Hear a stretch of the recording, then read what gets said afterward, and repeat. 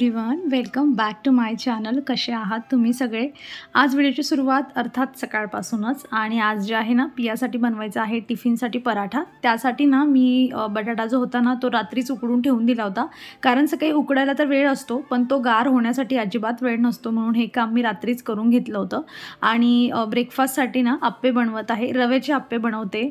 आणि हे सगळं प्रिपरेशन मी ऑलरेडी करून ठेवलं आणि मग व्हिडिओला सुरुवात केली. आणि अप्पेची रेसिपी मी ऑलरेडी तुमच्यासोबत शेअर केलेली आहे, त्यामुळे आता परत काही करत नाही, नाहीतर मग व्हिडिओ खूप मोठा होत जातो. सो इथे बघा, दोघंही गॅस माझे चालू आहेत. आणि असंच जे असतं ना रोज सकाळची रुटीन असते माझी, तुमची आणि सगळ्यांचीच, ज्यांना ज्यांना टिफिन बांधून द्यायचा असतो. तर बघा, आता इथे जे आहे दोघंही गॅस मी चालू केलेले आहेत आणि एकावर अप्पे बनवते आहे. आणि आता हे अप्पे जोवर होतात ना तोवर लगेच साईडला माझा तवा पण तापलेला होता आणि लगेच जे आहे फटक्यात पराठ्याचं पीठही मळून झालेलं होतं. आणि आज आहे ना मी स्टफ न करता त्यामध्येच बटाट्याचा होता ना त्यामध्येच चुरून घेतला आणि त्याचा बनवते, कारण पिया म्हणते की हा थोडा सॉफ्ट असतो खायला. सो मी तिला असा जो आहे आज बनवून देत आहे. मस्त तेल लावायचं आणि शेकून जो आहे साधा सोपा सरळ असा पराठा जो असतो ना तो बनून तयार होऊन जातो.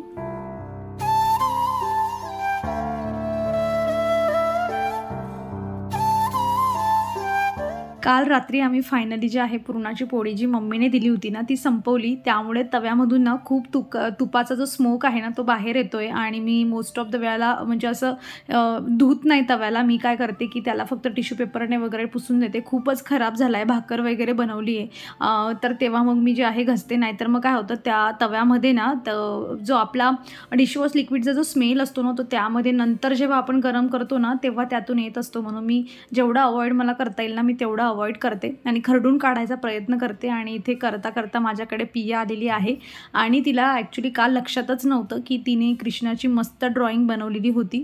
सो आज तिने तिची बॅग तीच रचत असते सकाळी उठून, सगळे बुक्स नेते ती सोबत, पण तरीही तिला टाईम टेबल बघायचा असतो मोबाईलमधून. सो तिने मस्त अशी छान जे होतं ना कलरिंग केली होती आणि माझ्यासोबत ती तुम्हालाही दाखवते. सो मस्त छान अशी कलरिंग होती तिने केलेली. आणि आता ती तिची बॅग जी आहे स्वतःच रचेल.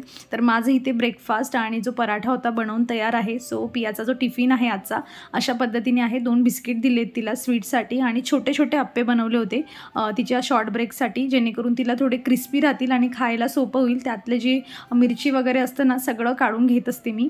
आणि आता पिया स्कूलला गेल्यानंतर बघा, मला आजचं माझं जे टार्गेट आहे क्लिनिंगचं तर ते आहे हे फ्रीजचं जे आहे ना हे सगळं आजूबाजूचा एरिया तुम्ही जो बघताय ना हा अस्ताव्यस्त होऊन पडलेला आहे, हा मला व्यवस्थित करून घ्यायचा आहे.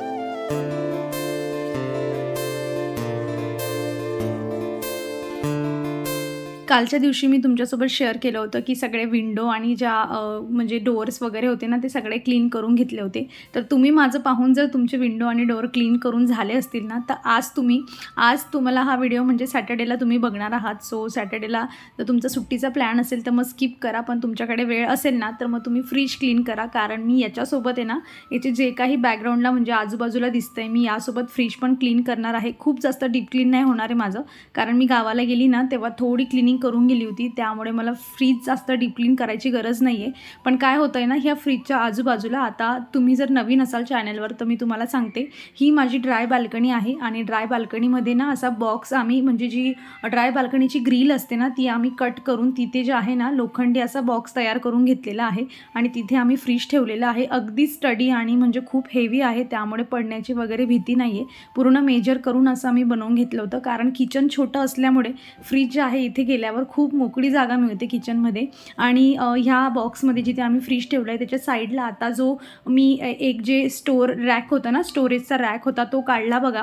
तर तो मी ॲमेझॉनवरून मागवलेला होता आणि तो मुंबईला असताना मी विकत घेतला होता. आणि बघा, कुठल्याही घरामध्ये तुम्ही जिथे म्हणजे आपला किचन ओटा असतो आणि त्याच्या साईडला फ्रीज ठेवायला जी जागा असते, तर किचन ओटा आणि फ्रीज यांच्यामध्ये जी छोटीशी जागा उरते ना तिथे तुम्ही हा स्टोरेजवाला जो रॅक आहे ना व्हाईट कलरचा हा तुम्ही तिथे ॲडजस्ट करू शकतात. 3 लेअरचा, 4, 5, 6 लेअरपर्यंत मी होतो. अगदी तुम्ही बाथरूममध्ये पण ठेवू शकतात प्लास्टिकचा असल्यामुळे. आणि जे काही तुमच्या किंवा ड्राय बाल्कनी असेल तिथे तुम्ही बारीक कोपऱ्यामध्ये तुम्हाला कुठे ठेवायचं असेल ना तर तुम्ही हा खूप छान आहे. याला व्हील्स असतात खाली आणि तुम्ही जर खाली जमिनीवर ठेवला ना तर मागे पुढे होडू शकता ड्रावरसारखं, पण मला इथे वर ठेवायचं आहे त्यामुळे मी व्हील काढून ठेवते जेणेकरून तो खाली सरकायला नको. आणि मी तिथे मुंबईला असताना फ्रीजच्या साईडलाच ठेवायची. तुम्ही जर मला आधीपासून बघत असाल तर तुम्हाला माहीत असेल. आणि तिथे मला जागा थोडी कमी पडायची म्हणून मी हा घेतला होता. घेताना डोक्यात खूप विचार होता की इथे तर मुंबईला मला खूप हा कामी येईल, पण नंतर परत पुण्याला गेल्यावर याला ठेवायचा कुठे. तर फायनली त्याला मस्त जागा मिळाली. आणि भरपूर असं जो माझा बराचसा सामान असतो ना, म्हणजे याचे 2 लेयर माझ्या गार्डनिंगच्या सामानने भरलेले असतात. DAP NPK जे काही छोटे छोटे मार्बल्स वगैरे असतात ते सगळं यामध्ये स्टोअर करते. आणि जे काही म्हणजे असं पॅकेट फूड असतं ना, की जसं काही रवा आहे, पोहे वगैरे असतं ना, हे पण मी तिथे स्टोअर करते. आणि ते लगेच कन्झ्युम पण होतं, दिसतं पण लगेच. आणि आता पहा मी त्याला छान वॉश करून जे आहे ते इथे घेतलेलं आहे. ऊन होतं बाहेर म्हणून लगेच उन्हात आणून ठेवलं जेणेकरून छान वॉश जे केलेलं आहे मस्त सुकेल.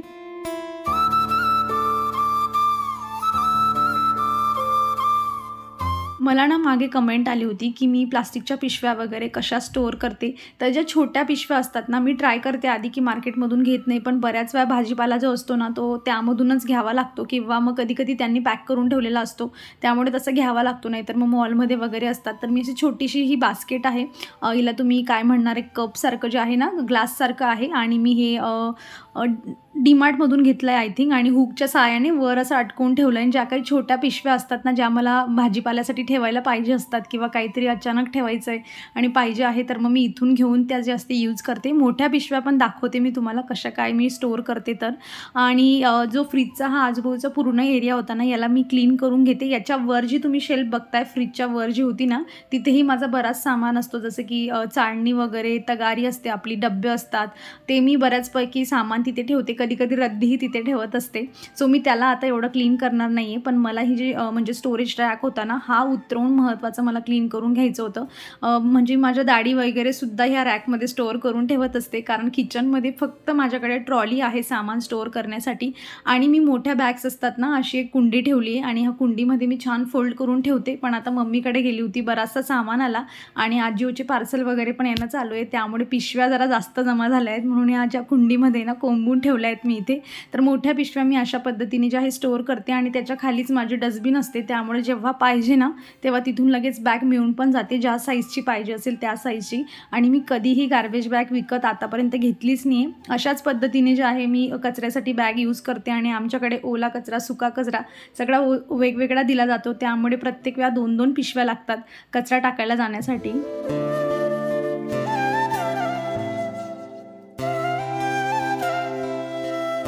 ह्या एका ब्रशने किती काम करावं बरं. खिडक्या म्हणा, माझा बेड म्हणा, काय नाही क्लीन करत. आणि आता इथे पण हजर आहे.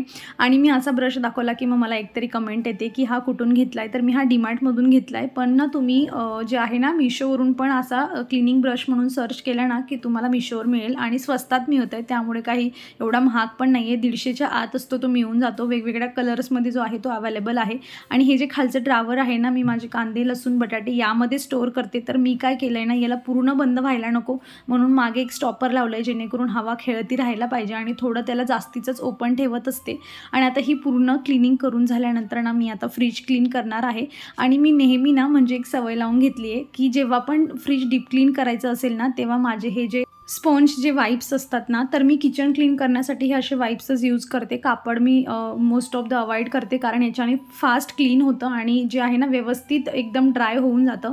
पण नवीन काढणं डायरेक्ट किचनसाठी मला थोडं पटत नाही, कारण थोडं का असे ना महाग तर मिळतच. मग मी काय करते, 2-2.5 महिन्यातून जेव्हा कधी फ्रीज क्लीन करायचं असेल तेव्हा डायरेक्ट नवीन जे आहे एक वाईप काढायची आणि त्याच्याने पहिले फ्रीज क्लीन करायचं आणि मग जे जुनं आहे किचनमधलं ते टाकून द्यायचं आणि हे वापरलेलं मग किचनमध्ये वापरायला घ्यायचं. सो अशी माझी ही छोटीशी प्रोसेस आहे.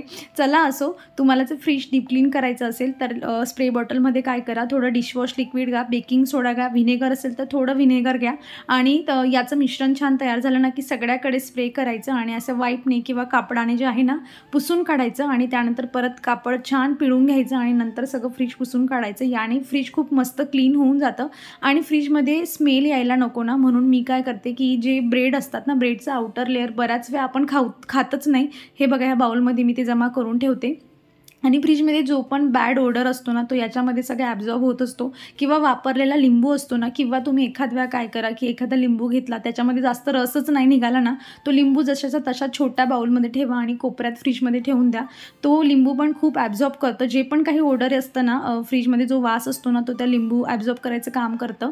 आणि आता पहा, मी जसं तुम्हाला सांगितलं, की गावी जाण्यापूर्वी मी थोड्यापैकी क्लीन करून गेली होती आणि आता काय ना, की आम्ही गावाहून आत्ताच आलो आहे, जास्त दिवस झाले नाही. त्यामुळे मी जाण्याआधी बराचसा सामान संपवून गेली होती. त्यामुळे फ्रीजमध्ये खूप गोष्टी ज्या आहेत त्या नाहीच आहेत आणि जागा खूप रिकामी आहे. सो आता हळूहळू जे आहे सॅटर्डे संडेला सगळा सामान भरला जाईल.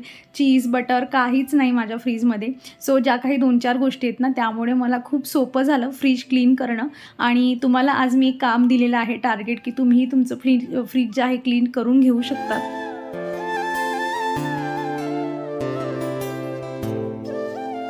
तुम्हाला माहीत नसेल तर सांगते, पण फ्रीजच्या डोअरच्या आजूबाजूला हे जे तुम्ही रबर बघताय ना, हे रबर अगदी इझिली निघून जातं. आणि तुम्ही जर आतापर्यंत कधीच काढलं नसेल ना, तर एक वेळा काढून पहा. याच्यामध्ये एवढी डस्ट तुम्हाला सापडेल ना, आणि तुमच्या घरात जर पास्टमध्ये कधी किडे वगैरे झाले असतील ना, तर त्यांनी 100% ज्या रबरमध्ये ना अंडी घातलेली असतात. कारण मुंबईला राहत असताना माझ्यासोबत झालं होतं आणि मलाही माहीत नव्हतं की ही जे रबर असतं हे निघतं म्हणून. सो मी तेव्हा चेक केलं. मग मी यूट्यूबला व्हिडिओ वगैरे बघून जे ह्याला रिमूव्ह केलं. पण अगदी इझी टू इन्स्टॉल आहे, त्यामुळे न घाबरता तुम्हाला जर क्लीन करायची असेल तर अशा पद्धतीने होडून काढून घ्या आणि वरचा भाग एका साईडून लावायला सुरुवात केली. एक असं स्टिक करायचा फिंगरच्या सहाय्याने आणि दाबत दाबत पूर्ण चारही कोपरे जे आहेत त्याच्या अशा पद्धतीने दाबून घ्यायचे आणि तुमची रिंग तुम्ही काढली ना, तशीच्या तशी लागून जाते.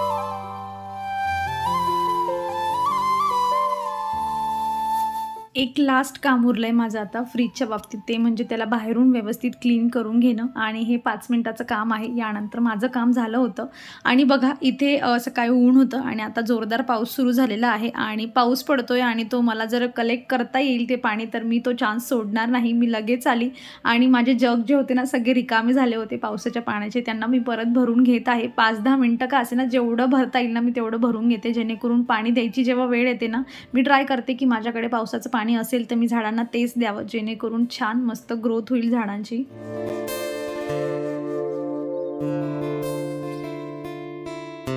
हा रॅक इन्स्टॉल करण्यासाठी ना मी पियाचीच वाट बघत होती आणि म्हणून मी 3:30 वाजेपर्यंत जे आहे हा रॅक असाच पडू दिला आणि जे आहे पाऊस पण पडला मध्ये, त्यामुळे तो सुकलेलाही नव्हता. सो पिया आल्यानंतर जेवण वगैरे तिने केलं आणि तिला म्हटलं चल आपण आता हे काम करूया. पण ती एवढी एक्सपर्ट झाली आहे आणि काय सांगावं, मला वाटलंच नव्हतं की ती एकटीच इन्स्टॉल करून देईल. तसं अगदी सोपं आहे मुलांना आणि सगळे त्यांनी गेम्स वगैरे सगळे खेळलेले असतात, त्यामुळे त्यांना सगळ्या गोष्टी माहीत असतात. आणि ती म्हणली की मीच करणार हे सगळं. म्हटलं ठीक आहे बाई, तूच कर. आणि ती एवढं एन्जॉय करत होती. काही गोष्टींना आपण स्वतःहून समजून घ्यायच्या असतात, की काय होतं ना, की आता ती आल्यानंतर जेवण वगैरे करणार आणि मग जेवण झाल्यानंतर मग कोणी खेळायला मिळालं तर ठीक आहे, होमवर्क असेल तर होमवर्क करेल आणि मग हे सगळं झाल्यानंतर मग करायचं काय, आपल्याला खेळायला वेळ नाही, मग टीव्हीच बघणार, नाही तर मग मोबाईल पकडणार. पण अशाच आपण 2-3 गोष्टींच्या प्लॅनिंग करून ठेवल्या ना, की तिने आल्यानंतर तिचा अर्धा तास 1 तास कसा चांगल्या पद्धतीने स्पेंड तिला करता येईल, काहीतरी युनिक तिच्यासाठी देता येईल, जेणेकरून तिचा टाईम जो आहे तो छान निघेल.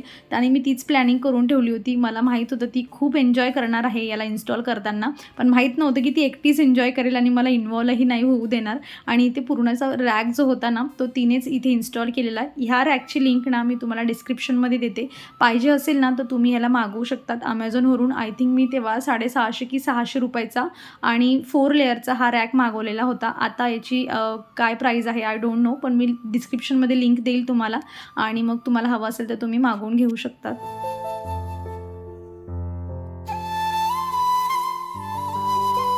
या फ्रीजच्या आजूबाजूला जेवढा पण एरिया आहे ना, तो पण मी व्यवस्थित क्लीन करून घेतलेला आहे. उद्या फक्त आहे ना, मला ही खालची जी बाल्कनी आहे एवढी वॉश करून घ्यायची आहे. आता जरा मला वैताग येतोय वॉश करायचा, म्हणून मी उद्या सकाळी वॉश करेल तिला. आणि आता जे काही माझा गार्डनिंगचं सामान आहे, जे काही डब्बे वगैरे इथे असतात, व्यवस्थित रचून ठेवते. आणि खरं सांगते मी तुम्हाला, इतकं म्हणजे मी खूपच असं इकडचं तिकडं अगदीच लूक कायापालट केली असं नाही आहे, पण माझ्या डोळ्यांना आणि माझ्या मनाला इथे समजतंय की किती छान क्लीन आणि ऑर्गनाइज जो आहे हा एरिया दिसतोय. आणि असंच होत असतं, थोडेसे एफर्ट्स दिले ना तर घरामध्ये काही ना काही चेंजेस पण मनाला खूप जास्त जो असताना आनंद देऊन जात असतात. आणि माझा हा छोटासा काही एरिया असे ना, आज मी उत्साहाने गणपती बाप्पा येणार आहेत त्या निमित्ताने का होईना मी हा क्लीन केला. तर चला आता मी इथे व्हिडिओ संपत आहे. अपेक्षा करते की तुम्हाला हा व्हिडिओ आवडला असेल. कसा वाटला मला कमेंटमधून नक्की सांगा आणि तुम्हीही फ्रीज क्लीन करा जर तुमचं क्लीन करायचं बाकी असेल तर. आणि भेटूयात मग पुढच्या अशाच इंटरेस्टिंग व्हिडिओमध्ये. तोवर तुम्ही स्वतःची काळजी घ्या. So take care friends and bye.